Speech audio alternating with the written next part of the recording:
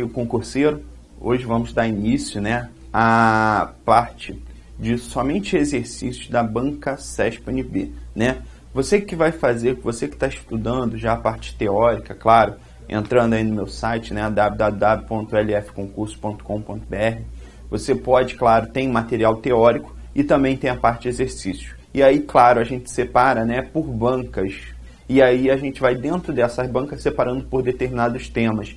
Direitos e garantias, aí remédios condicionais, direitos sociais, né, nacionalidade, direitos políticos e partidos políticos. E aí também a gente vai ter outros específicos tratando de organização de poderes, e entre outros.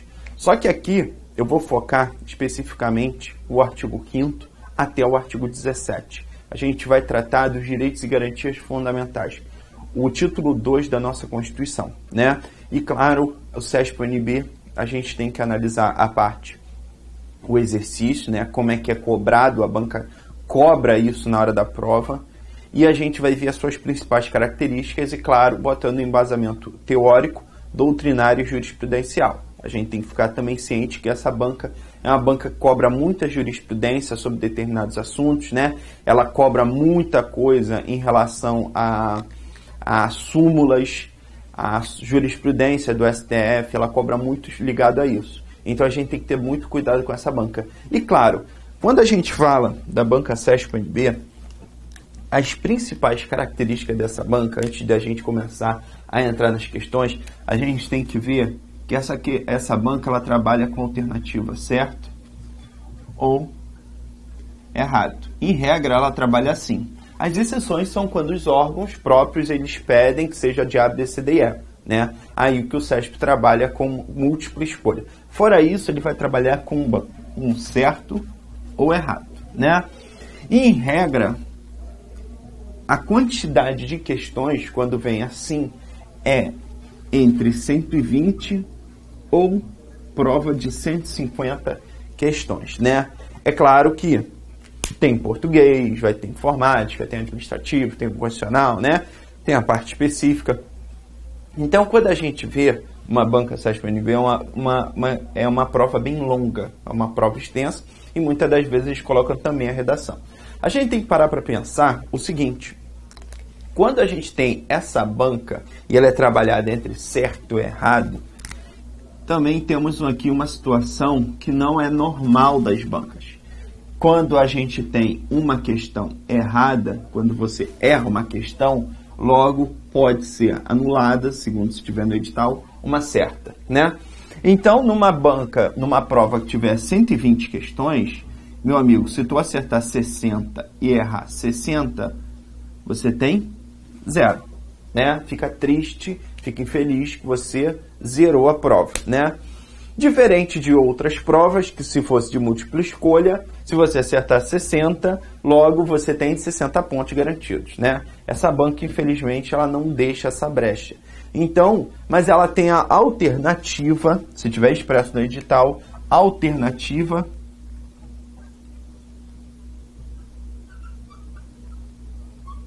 de deixar em branco, né? O que significa isso?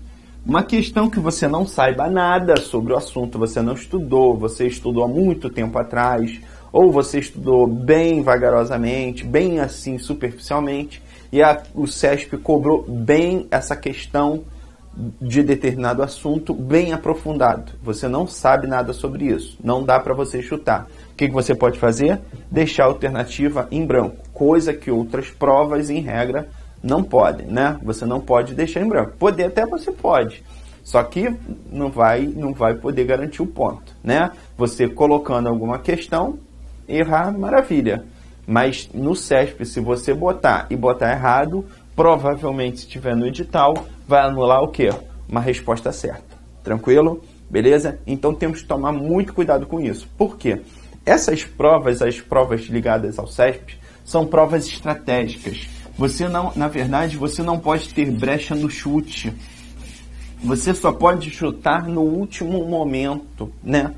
Você só chuta, na verdade, se você tiver ou uma vaga lembrança ou se você estiver precisando de pontos mesmo.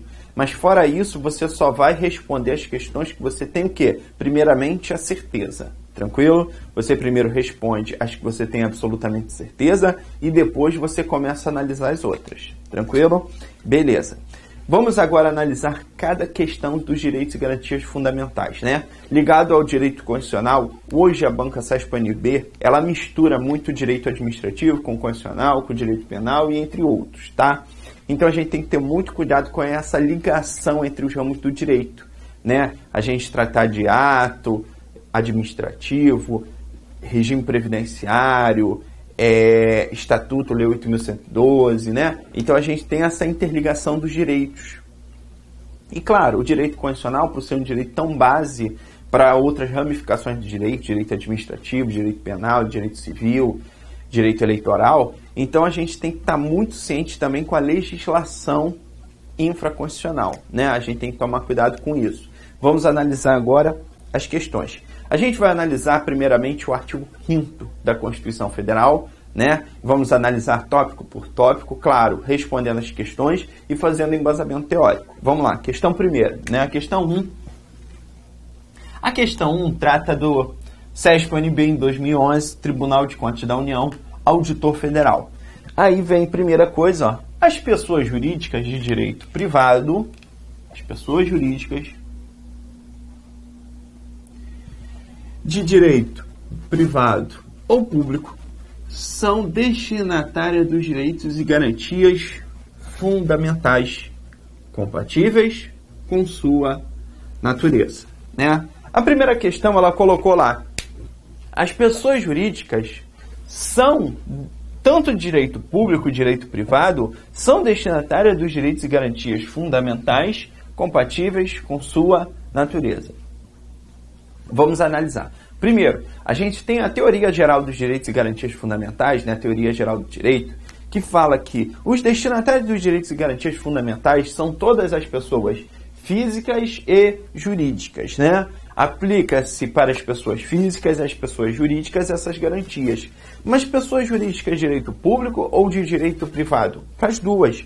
Mas todos os direitos e garantias, não. Somente vou aplicar a teoria dos direitos, somente vou aplicar os direitos e garantias para as pessoas jurídicas que forem compatíveis com sua natureza. Eu não posso falar da liberdade de ir e vir, né, da pessoa jurídica. Eu não posso falar em determinados direitos aplicáveis também às pessoas jurídicas. Tranquilo? Então, vamos analisar a questão. Então, eu não posso, a gente vai ver que tem um remédio constitucional chamado de habeas corpus, sendo paciente pessoa jurídica, né? Então, são destinatários dos direitos e garantias fundamentais compatíveis com sua natureza? A questão está certa. Tranquilo? Beleza? Maravilha? Vamos para a questão 2. Questão 2, aí 2012, Tribunal de Contas, só que é do Distrito Federal, Auditor de Controle Externo. Embora a Constituição Federal estabeleça como destinatário dos direitos e garantias fundamentais, vamos ver também os destinatários dos direitos e garantias fundamentais. Tanto os brasileiros quanto os estrangeiros residentes no país, o artigo 5º fala que todos são iguais perante a lei, sem distinção de qualquer natureza, garantindo aos brasileiros e aos estrangeiros residentes no país a inviolabilidade ao direito à vida, à igualdade, à liberdade, à propriedade e à segurança, né? Então, quanto brasileiros, quanto aos estrangeiros residentes no país. A doutrina e o STF entendem que os estrangeiros não residentes, como os que estiverem em trânsito, né, estão de férias, estão aqui a turismo, estão aqui a trabalho, estão aqui a algum negócio, né? Por um tempo determinado, né? Com passaporte com tempo de finalização do vínculo. Então a gente está vendo que ele está em trânsito no país.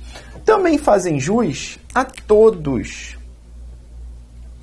os direitos, garantias e ações constitucionais previstos no artigo 5º da Carta da República.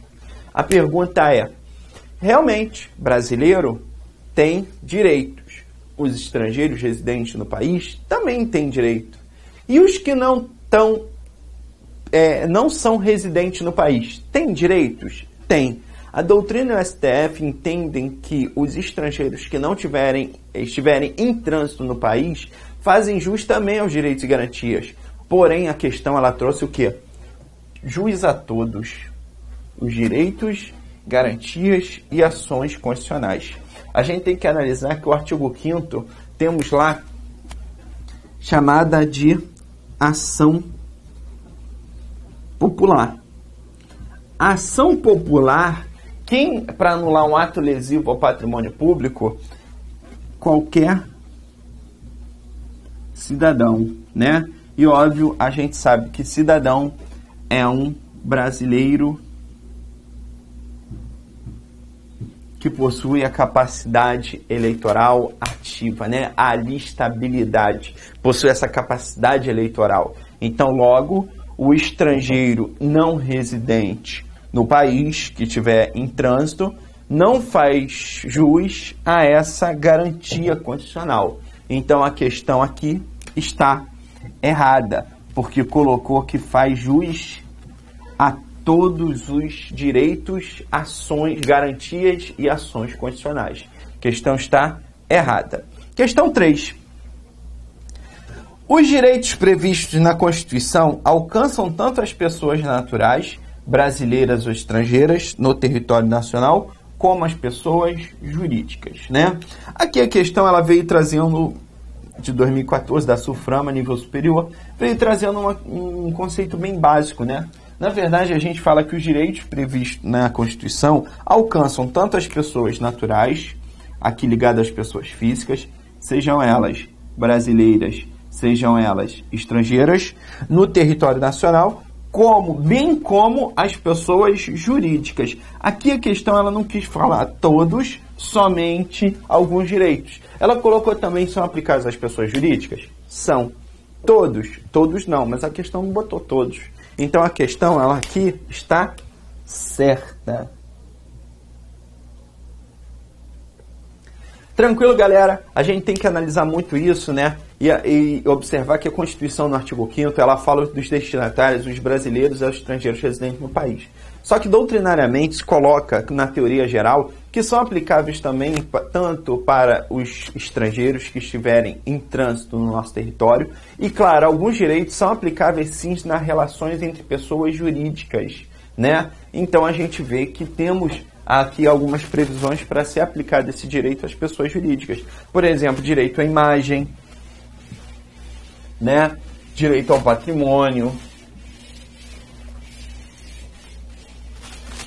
mandado de segurança, direito de petição e entre outros. Vamos lá, próxima questão. Questão 4. Olha a questão 4, que maravilha. Considerando-se que o artigo 5º prevê que todos são iguais perante a lei, né? A gente tem aqui essa previsão de todos são iguais perante a lei, que remete ao princípio base, princípio republicano, né? O princípio da igualdade, ou também da isonomia. A gente tem o princípio da igualdade, ou também chamado na hora da prova de princípio da isonomia, né? É a igualdade das pessoas, né? Claro, todo mundo tem que ter um tratamento igualitário perante o Estado, né? Ou na relação entre particulares, todos serem tratados de forma igual. A gente vê aqui que todos são iguais perante a lei, sem distinção de qualquer natureza, garantindo aos brasileiros e aos estrangeiros residentes no país a inviolabilidade ao direito à vida, à liberdade, à igualdade, à segurança e à propriedade. É correto afirmar que aos estrangeiros não residentes no Brasil não se garantem esses direitos, né? A gente entra na parte 2, destinatários. De novo, né? O artigo 5º prevê que somente eu vou aplicar como destinatário dos direitos e garantias os brasileiros e aos estrangeiros. Foi Só que aqui a Constituição fala que aos estrangeiros que forem residentes no país. Então a gente tem essa característica. Primeira coisa, os brasileiros o quê? Natos ou naturalizados. A gente tem que separar. Tanto os natos, tanto os naturalizados, sim, é aplicado o artigo 5º. Perfeito? A Constituição botou brasileiros.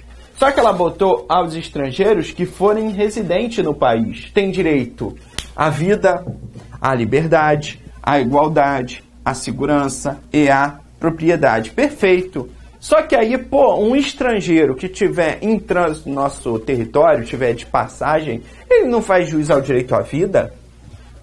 Ele não faz jus ao direito à liberdade, à segurança, à propriedade? Faz. Então, segundo o STF, os estrangeiros não residentes no Brasil também fazem jus a certos direitos na Constituição.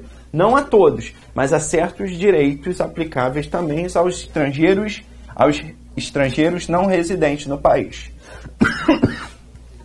É correto afirmar que aos estrangeiros não residentes no Brasil não se garantem esses direitos. Questão está errada.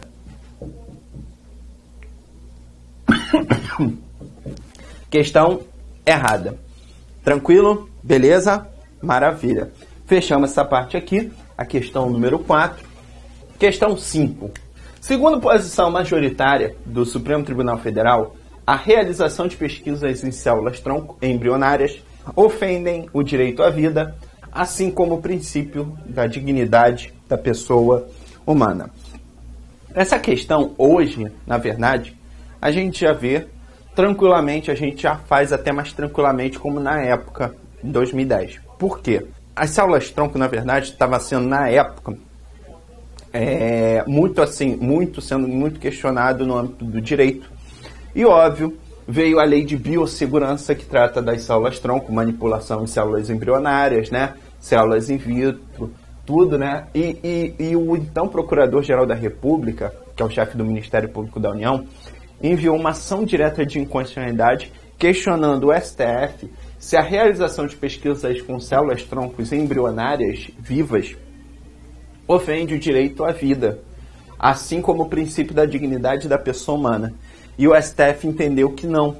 Segundo a ADI número 3510, o STF falou que a manipulação de células-troncos embrionárias não ofende o direito à vida, nem tampouco a dignidade da pessoa humana. Pelo contrário, quando você tem a utilização de células-troncos, é para ajudar no objetivo de trazer mais dignidade à pessoa humana. Então, logo, essa questão 5 está errada. A gente sabe que temos julgados hoje falando do direito à vida, só que o direito à vida, em regra, nosso ordenamento jurídico, nossa Constituição Federal, protege diversas vezes o direito à vida, falando que ninguém será submetido à tortura, nem tratamento desumano ou degradante, né? O direito de viver de uma forma digna, né? A pena de morte, em regra, no Brasil é vedado, só temos exceção, né? Feto, vida intrauterina, temos a proibição do aborto, só que temos exceções, 2 exceções, e uma terceira que foi um julgado do STF. Então a gente tem que ter cuidado com isso. Vamos lá, vamos analisar mais as questões, depois eu boto mais a teoria. Questão 6. Delegado de polícia, a proteção do direito à vida tem como consequência a proibição da pena de morte. Perfeito, né? A nossa Constituição veda a pena de morte? Veda. A nossa Constituição veda a pena de morte para a proteção do direito individual à vida, né? De viver do indivíduo. Só que, em qualquer situação da prática de tortura e da eutanásia, a Constituição veda a pena de morte. Realmente, em qualquer situação. Opa! Continuando aqui. Em qualquer situação temos a proibição da pena de morte? Questão está errada essa parte, né? Por quê? Porque a gente sabe que a pena de morte é proibida no Brasil em tempo de paz. Em tempo de guerra, pode haver a situação da pena de morte? Pode. A Constituição fala que não haverá pena de morte, vírgula, salvo o caso de guerra declarada, nos termos do artigo 84, inciso 19. Compete ao presidente da República declarar guerra e celebrar paz. Então, compete ao presidente da República declarar guerra, gerando, sim, a possibilidade da pena de morte no Brasil. Tranquilo? A prática de tortura, realmente, a prática de tortura, né, para proteger, é um garantidor de proteção ao direito da vida. Temos lá também direito à tortura no artigo 5º, inciso 3, que ninguém será torturado, ninguém será submetido a tortura nem tratamento desumano ou degradante. E da eutanásia, né? A gente olha aqui e fala, o que é eutanásia? Eutanásia é desligar o aparelho, né? Desligar o aparelho porque a pessoa já está em estado vegetativo, já está em coma há 20 anos. Desligar também o aparelho é crime no Brasil. Tranquilo? Beleza? Questão 7. A Constituição da República protege todas as formas de vida, inclusive a uterina, né? O feto, a proteção do feto também é previsto na Constituição? É, a questão está certa. Já aqui está, questão 6 está errada. Questão 8. Vamos lá para a questão 8. Quando a gente fala na questão 8, o direito à vida, assim como todos os demais direitos fundamentais, é protegido pela Constituição de forma não absoluta, né? O direito à vida, assim como todos os demais direitos fundamentais, é protegido pela Constituição Federal de forma não absoluta. Perfeito. A gente tem que analisar essa parte aqui, de forma não absoluta. A Constituição, uma das características dos direitos fundamentais é a sua relativização. É relativo, né? Na verdade, quando a gente fala que ele é relativo, a gente tem uma doutrina falando o seguinte, olha só, nenhum direito é absoluto. Por quê? Porque determinados direitos podem intercalar com outros direitos ou até mesmo colidirem. Por isso, um direito vai se esbarrar no direito alheio. Então, a gente tem a relativização desse direito. Por quê? Em determinados momentos, a gente vai poder aplicar um direito na prática que é proibido na Constituição, mas eu vou aplicar esse direito por meio de exceção à regra. Perfeito? Então, a gente fala que esse direito é relativo, tranquilo? Então, de forma não absoluta. A questão está certíssima. Agora a gente vai ter o embasamento teórico, óbvio. Eu quero colocar aqui um embasamento teórico do direito à vida, né? Esse direito tão importante da Constituição Federal. Só que a gente tem que ter um conceito um pouco maior, né? Quando a gente for analisar algumas questões. Vamos lá. Primeira coisa, a Constituição Federal protege o direito à vida, né? Quando a gente fala de direito à vida, pode ser vida extrauterina,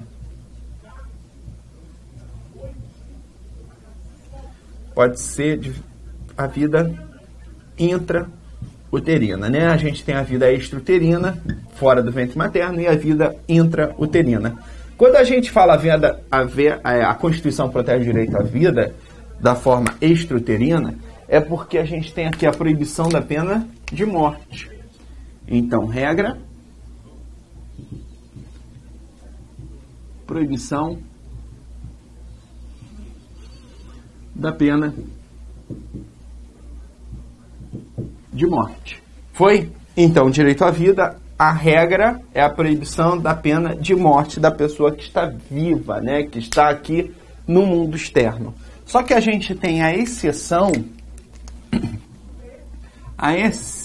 que a própria Constituição coloca em caso de guerra declarada, né? A Constituição fala que em caso de guerra declarada, uma das possibilidades de gerar o estado de sítio, que é o presidente da República, pede autorização do Congresso Nacional para declarar o estado de sítio, decretar o estado de sítio, pelo motivo de guerra declarada ou agressão armada estrangeira.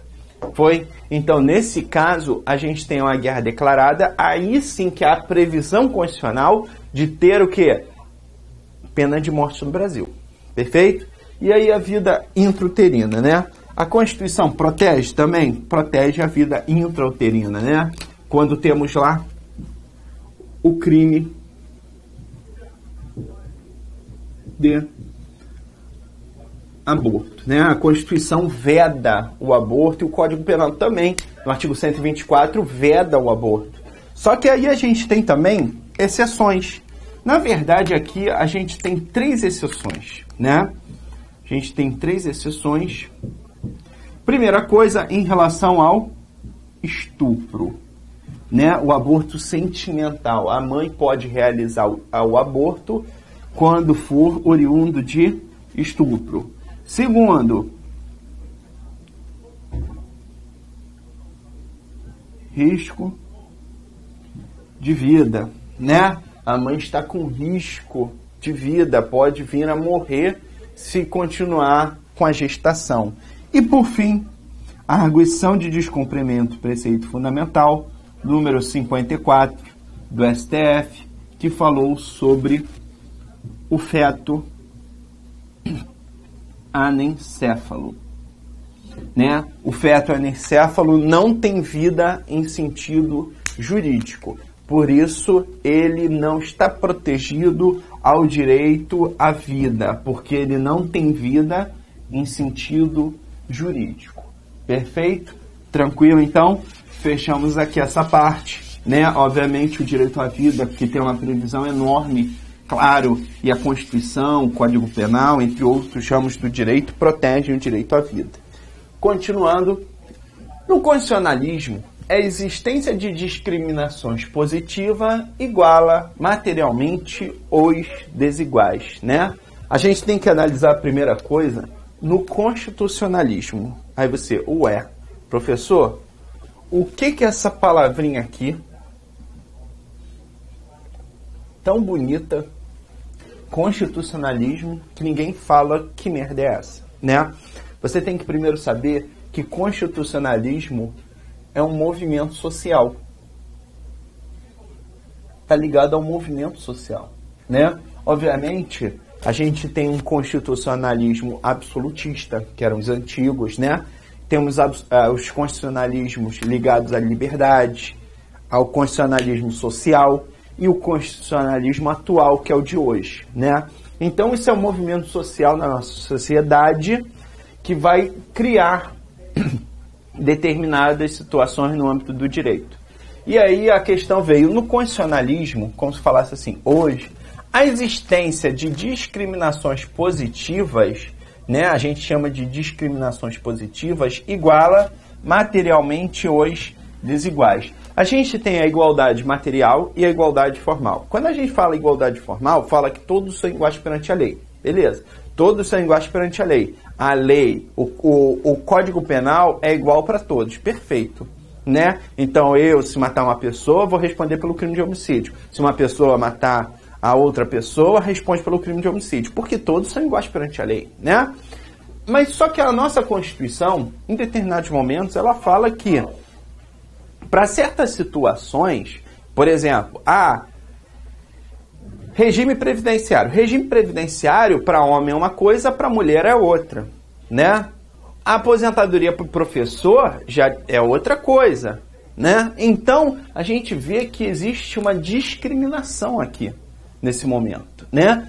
Cota para concurso público para deficiente físico. Opa, é uma discriminação, só que é uma discriminação que positiva, para igualar essas pessoas, né, tentar buscar uma igualdade maior a essas pessoas que elas estão em pé de desigualdade, entendeu? Então elas, por estarem nesse convívio social em pé de desigualdade, essas discriminações positivas buscam igualar materialmente elas, entenderam? Então essa questão está certa, essa questão está certíssima. Foi? Tranquilo? Beleza. Questão 10. O estabelecimento de regras distintas para homens e mulheres, quando necessária para atenuar desníveis, é compatível com o princípio constitucional da isonomia. A igualdade aí, ó. E poderá ocorrer tanto na Constituição Federal quanto na legislação infraconstitucional. Opa! Pode ocorrer tanto na Constituição quanto nas leis em geral. E aí? O que você acha? Olhando rapidamente, o que você acha? Esse princípio da isonomia, dessa igualdade material, que a gente fala que é discriminações positivas, podem ocorrer tanto na Constituição Federal quanto na legislação infraconstitucional? E aí? Vou responder primeiro aqui, à luz da Constituição. Primeiro, na Constituição você vai falar, pode sim, a Constituição é a Constituição, né? E a questão, tá beleza. Na Constituição, sim, né? A Constituição prevê aposentadoria para homem, diferente para mulher.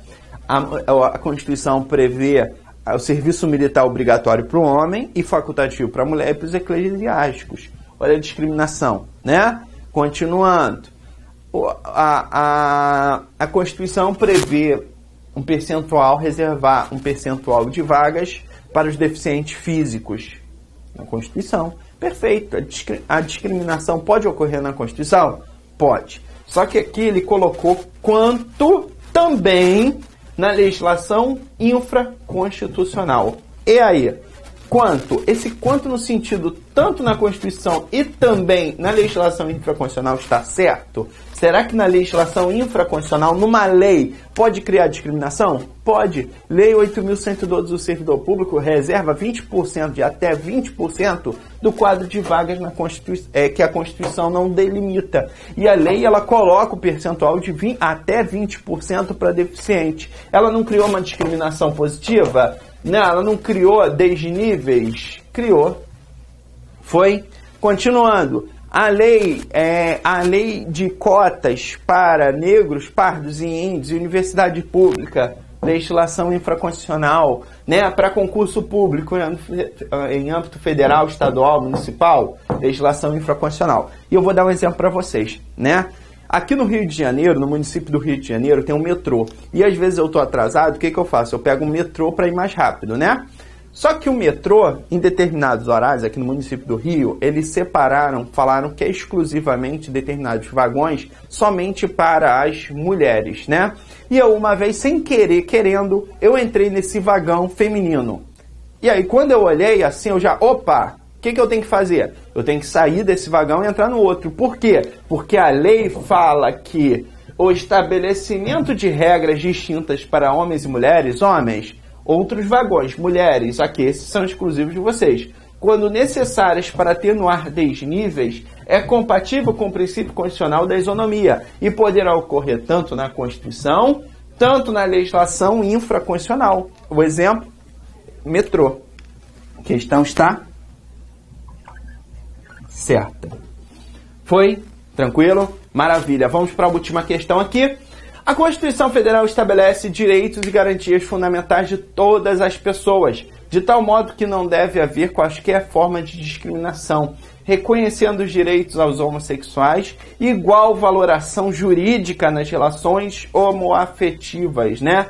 Aí vem aqui, reconhecendo os direitos aos homossexuais, claro, aplicando o direito, por exemplo, de pensão, né, aplicando direito de convívio, né, como se fosse unidade familiar, igual valoração jurídica, né, a relação de, por exemplo, união estável entre pessoas do mesmo sexo, também é fruto do poder constituinte difuso, né?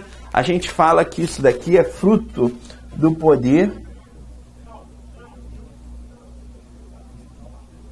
constituinte difuso.